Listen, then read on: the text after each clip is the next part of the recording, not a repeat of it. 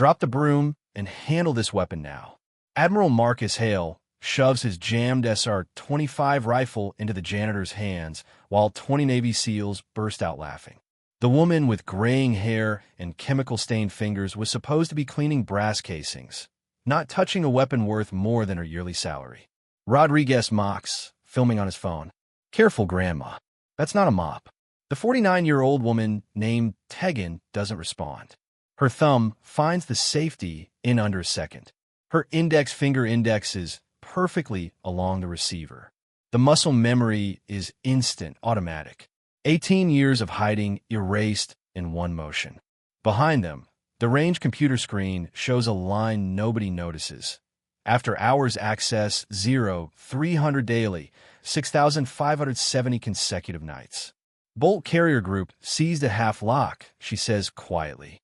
Chamber pressure exceeded tolerance on the last round. Gas ports partially obstructed. The laughter stops. Then Wagner steps forward with a sneer. She Googled that. Anyone can memorize gun problems from YouTube. Admiral Hale watches Tegan's hands move with surgical precision. Round 5 in your magazine was damaged, she continues. Didn't case rim. You're lucky it jammed instead of firing out a battery. Clear the weapon, Hale commands. Tegan performs the clearing drill with mechanical efficiency. The movements flow like water. Rodriguez towers over her. Where do you get your weapons training? Call of Duty. Master Chief Torres emerges from the range office. Civilians aren't authorized to handle weapons. I need identification now. Tegan produces a laminated badge. T. Caldwell, Custodial Services, Level 1 clearance. She cleans after hours, Admiral Hale says. Every night, for how many years? Rodriguez blocks her path. You think you're some kind of expert? Prove it. Move, Tegan says. One word, quiet but carrying an edge. Rodriguez reaches for her badge, but her hand intercepts his wrist, redirecting his momentum. Don't touch me. Admiral Hale recognizes the technique, close quarters combat training, years to develop that control. Lieutenant Wagner approaches with his personal 12 Malawian kwaches. Tell me what's wrong with this one. Tegan glances at it for 2 seconds. Scopes canted 0.3 mils right. Your groups must drift at distance. Wagner's smile falters. That deviation was microscopic. She points to rifles in the rack. That one's out a loose gas block. Second from right has a cracked buffer tube. The one on the end has aftermarket parts that void its warranty. Each seal checks. Every diagnosis is correct. Who are you? Admiral Hale asks directly. I'm the person who cleans up after you're done training. 0300 to 0600. Brass casings don't clean themselves. Torres looks up from his phone. Her background check comes back too clean. Like she materialized out of nowhere 18 years ago.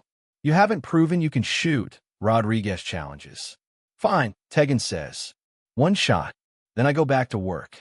Hale hands her an M4 with iron sights. Target at 300 yards. Set a mass. Tegan folds into prone position like water finding its level. Her breathing drops to 40 beats per minute. The shot cracks across the range. The target rings with impact, perfect center mass. Then she continues the motion, dry firing 9 more phantom shots with identical precision. Williams pushes forward. Only 3 people in the military shoot like that. One's dead, one's in Leavenworth, and the third disappeared 18 years ago. Spectre, someone whispers. Spectre was confirmed Kia in Afghanistan. Wagner protests. Spectre was a call sign. Torres corrects. 327 confirmed kills. 0 misses on record. Admiral Hale notices the scar on her wrist.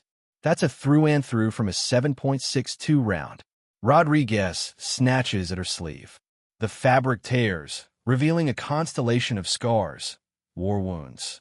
Torres types on his phone. I'm checking medical databases. A new voice cuts through. What's happening on my range at 2,300 hours? Lieutenant Colonel Harris emerges from shadows. His appearance makes the air feel colder. His gaze lands on Tegan and recognition flickers. Civilians shouldn't handle weapons. She needs to be removed immediately. She cleared a critical malfunction, Hale responds. Harris steps closer to Tegan. You look familiar. Have we met? No, sir. Harris reaches to force eye contact, but Tegan steps back. I should return to my duties. Stop, Harris commands. I want full security verification. Torres, run, fingerprints, facial recognition, the works. That seems excessive for a janitor. Hale interjects. Nothing's excessive for range safety, Harris says. We've had suspicious equipment failures all week. I've been cleaning this range for 18 years without incident, Tegan states. William speaks up. Check the security footage. There should be thousands of hours. Torres accesses his tablet. That's weird. The system only goes back 72 hours. Everything older's been deleted. The backups are wiped too, Torres adds after checking. Selectively, only footage from 0300 to 0600 each day for 18 years. Harris's jaw tightens. Must be a system glitch. Our janitor has a very dedicated guardian angel, Harris whispers.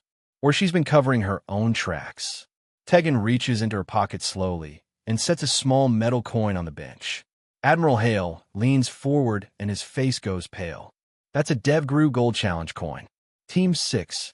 This is operational issue. There's one way to settle this, Torres suggests.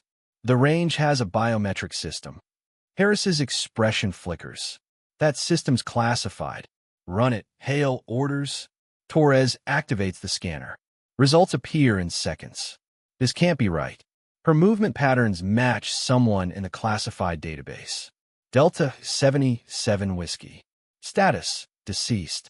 Date of death: October 2006. 18 years ago, Hale observes. Delta designation means special operations. You're not deceased. You're hidden. Daniels backs away, his hand moving to his sidearm. Nobody move. She's not supposed to be identified.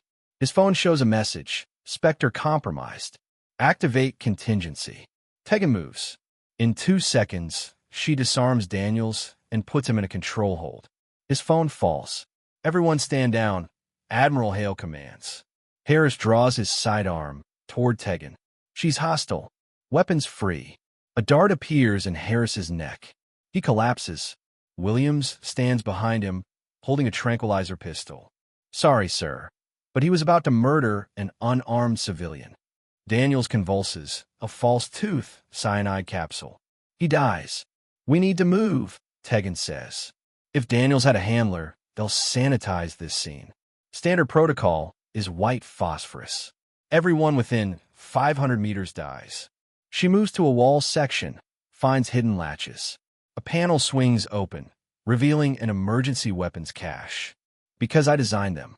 18 years ago, I ran a Black Ops team tasked with creating contingency plans for compromised installations. 3 minutes, Tegan announces.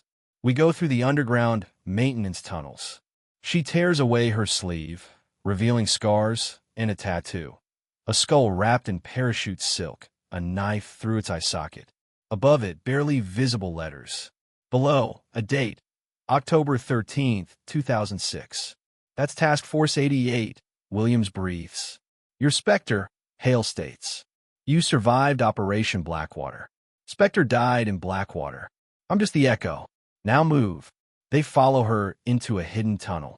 Behind them, the range erupts in chemical fire, white phosphorus turning night into day. 200 meters through the tunnel, Tegan stops. Through darkness comes breathing that isn't theirs. Hello, Samantha. A voice emerges from darkness. The use of that name hits like a physical blow. Hello, Marcus, Tegan responds. Still hiding behind other people's guns? Lieutenant Colonel Harris steps into emergency lighting, now wearing black tactical gear. 4 operators flank him. 18 years I've waited. The Great Spectre reduced to mopping up shell casings. I'm the person who refused to murder a village of civilians because Harris wanted to blame it on insurgents, Tegan says. 43 women and children. He ordered me to eliminate them to justify expanding operations into Pakistan. Lies, Harris spits. You went rogue. You killed your entire team. My team died trying to stop you from calling in an airstrike on those civilians. Martinez took 3 bullets covering the evacuation. Thompson burned alive holding the perimeter. Chun and Washington died in the cave-in you caused. 8 weapons pointed at 20. You made one mistake, Marcus. Tegan shifts her stance. You let me live. That was the deal. You disappear, stay silent, and I don't hunt down everyone you ever cared about. But you couldn't leave it alone, Tegan continues. You had to come back. Daniels was one of yours, wasn't he? Enough to ensure the job gets done this time. Williams whispers something to Admiral Hale. The message passes backward through the team. I did stay hidden, Tegan tells Harris. For 18 years, I mopped your floors, cleaned your weapons, listened to your conversations. I know every dirty deal you've made. You're bluffing. Range 7, April 2015. You met with a cartel representative. June 2018, you sold classified weapons. December 2020, you arranged the training accident that killed Lieutenant Morrison. Kill her, Harris orders his men, but they hesitate. The lights go out. In absolute darkness, violence erupts. When chemical light sticks illuminate the tunnel 3 seconds later, Harris is on the ground, his men disarmed and zip-tied. Tegan stands in the same position as if she never moved. Ow! Rodriguez can't finish. Muscle memory. I spent 6 years learning to fight in complete darkness.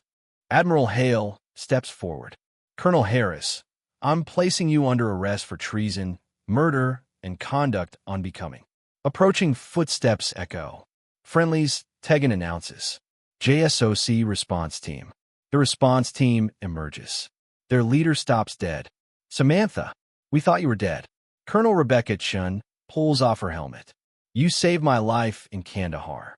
Chen's team processes the scene efficiently, taking Harris into custody. Master Chief Reeves, Chun addresses Tegan formally. Your commission was never terminated. We can restore your rank, your benefits, your identity. No, Spectre stays dead. The moment I officially exist again, every enemy she made becomes active. Then we continue the tradition, Admiral Hale says. You remain our ghost, our guardian. But now we know you're there. For the first time in 18 years, Tegan allows herself a small smile. The range needs rebuilding. It'll need cleaning. We'll get you a better position, Chen insists. I want to clean. Cleaners see everything, hear everything, and nobody notices them. A figure emerges from shadows, a 70-year-old man moving like someone half that age. So, they finally found you. They found Spectre, Tegan corrects. They haven't found the others. We were never alone, Tegan explains. Every major base has someone like me, watching, protecting. We're the immune system nobody knows exists.